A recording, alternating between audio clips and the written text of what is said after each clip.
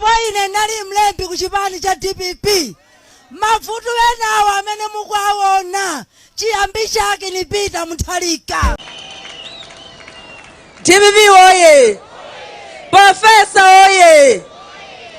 Akulu zimene ndikukamba ineyo inuyo muyenera kuti muve. Chifukwa ndinali muti? Ndimajana isha? Ndimamwana isha? Ndiye kuti ine ndamene ndikumuta?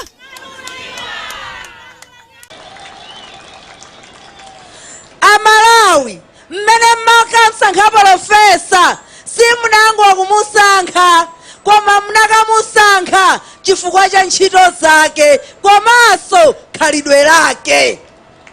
President odzichepetsa, president opanda nkhanza, komanso president okonda anthu ake, president wamtendere.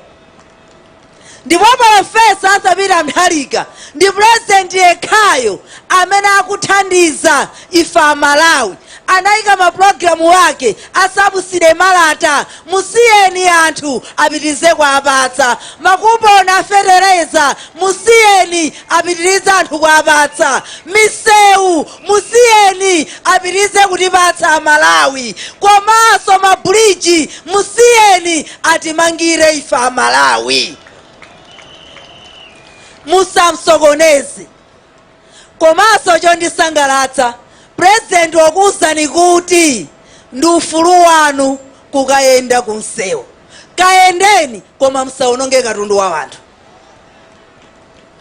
Utanthauza kuti ndi president amene amalemekeza ufulu wa wanthu ku dziko. Sakukuletsani. Kayendeni koma musasucha.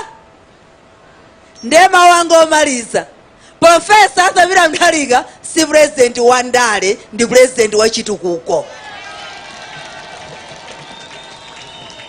Anakuwuzana Malawi ndi president wa chitukuko osati wa ndale yayi. Ma president a ndale na amene tikuwaona pano akuononga katundu wa wanthu, akuotcha magalimoto a wanthu, akusoma sola a wanthu, akuba katundu wa wanthu. Mawu anga omaliza.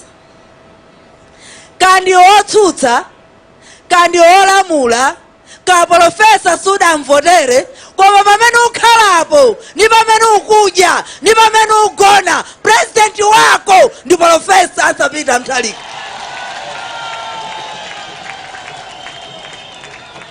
Kaya kwanuko kukugwa njala, okupatsa chimanga, ndi profesa Peter Mutharika.